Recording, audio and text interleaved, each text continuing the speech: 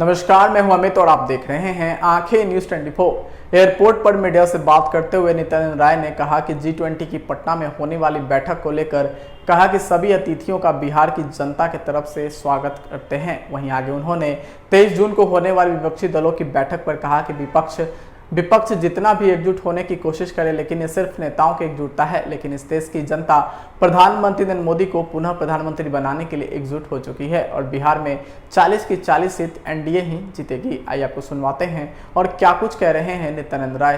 जो बैठक होनी है, बैठक को लेकर तेजस्वी यादव सबसे पहले तो पटना की इस पावन भूमि पर G20 हो रहा है। यहाँ आए हुए सभी अतिथियों का बिहार वासियों की ओर से अभिनंदन है और G20 की अध्यक्षता भारत कर रहा है। माननीय प्रधानमंत्री आदरणीय नरेंद्र मोदी जी के नेतृत्व में G20 पूरे दुनिया में जो G20 का मकसद है, मतलब है, उसको चरितार्थ कर रहे हैं। और 23 तारीख को यहाँ जो महागठबंधन के घटकों और अन्य घटकों जो सबके एकीकरण की बात करने की बात लोग कर रहे हैं, मैं जैसा मैं सुन रहा हूँ। देखिए, विपक्ष चाहे जितना भी एकजुट होने की कोशिश करे तो नेताओं की एकजुटता है, लेकिन इस देश की जनता, इस देशवासी माननीय नरेंद्र मोदी जी को पुनः प्रधानमंत्री बनाने के लिए तीसरी बार एकजुट हो चुकी है और भारी बहुमत के साथ, पिछली बहुमत से भी, पिछली संख्या से भी बड़ी संख्या के साथ बहुत ही एक सशक्त सरकार फिर माननीय प्रधानमंत्री जी के नेतृत्व में देशवासी बनाएंगे, बिहारवासी बनाएंगे और बिहार में 40 की 40 सीट एनडीए जीतेगी। एक भी सीट महागठबंधन को आने वाला नहीं है।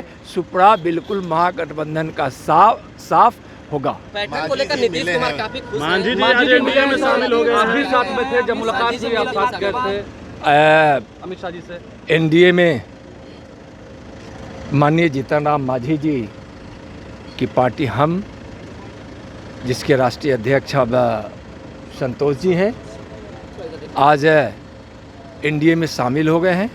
खुशी की बात है। एनडीए उनके आने से मजबूत होगी। बहुत ही अनुभवी नेता है।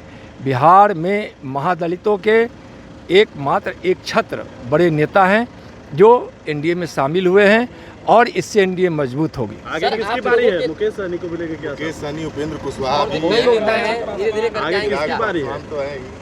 जब होगा तो आपको पता चल जाएगा, फिर बता देंगे। को लेकर तेजस्वी यादव ने कहा है कि जिसका जो आया है उसका जाना भी तय है। क्या कहेंगे? तेजस्वी यादव ने तंज कसा है। किस चीज़ पर तंज कसे हैं? नरेंद्र मोदी मैंने सत्ता में जो आता है वो जाता भी है। देखिए, भारत की राजनीति देश की आज़ादी के बाद जो दिशा पकड़ ली थी, जिसका नुकसान इस देश को बहुत हुआ है। देश में गरीबी बढ़ी, देश का अंतर्राष्ट्रीय स्तर पर मान सम्मान जो होना चाहिए तो नहीं था, देश में एकता एकजुटता की कमी थी, देश की आंतरिक व्यवस्था असुरक्षित था, देश की सीमा असुरक्षित थी, देश आत्मनिर्भर नहीं बना था। आज़ादी से लेकर 75 वर्ष तक बीत जाने में इसको आत्मनिर्भर बन जाना चाहिए था। इस देश से बेरोजगारी मिट जानी चाहिए थी। इस सब का कारण क्या रहा है उस समय से अभी तक की सरकार?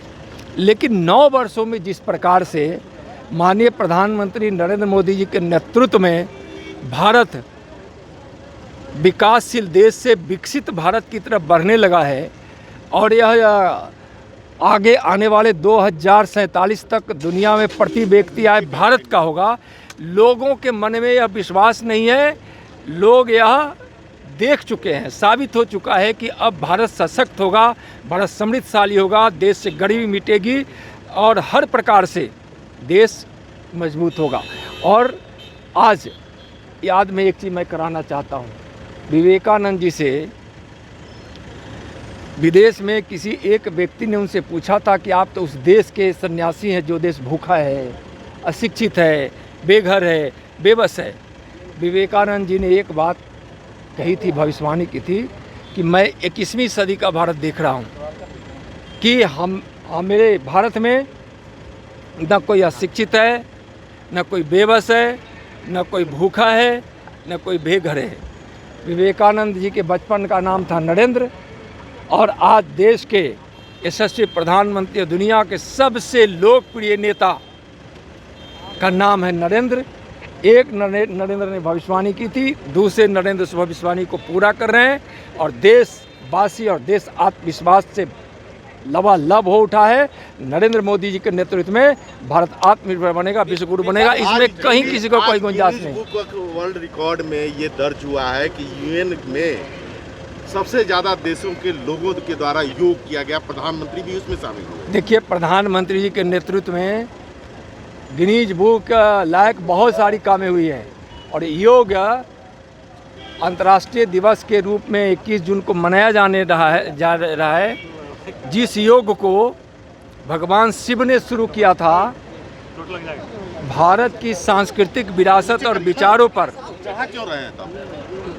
विचारों पर जो कुटाराघात हुआ था, जिसके कारण योग विलुप्त जैसा हो गया था, लेकिन माननीय नरेंद्र मोदी जी ने योग के महत्व को दुनिया के सामने रखा और दुनिया उसको स्वीकार की, और आज योग पूरे दुनिया में प्रचलित है। और आज गिनीज बुक में आज इतने अनेकों देश के लोग वहाँ शामिल हुए, यह देश के लिए गर्व की बात है, देशवासियों के लिए गर्व की बात है।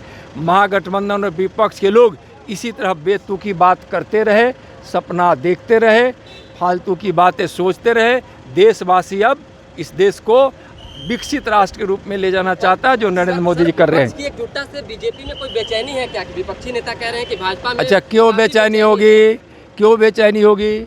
जब माननीय प्रधानमंत्री जी के नेतृत्व में देशवासी एकजुट हो चुके हैं, तो फिर वो लोग पार्टियां एकजुट होती रहे, उससे क्या मतलब, कोई फर्क नहीं पड़ने वाला है। अगर आपने अभी तक हमारे चैनल को सब्सक्राइब नहीं किया है तो हमारे चैनल को जल्द से जल्द सब्सक्राइब करें, लाइक करें, शेयर करें और कमेंट करें।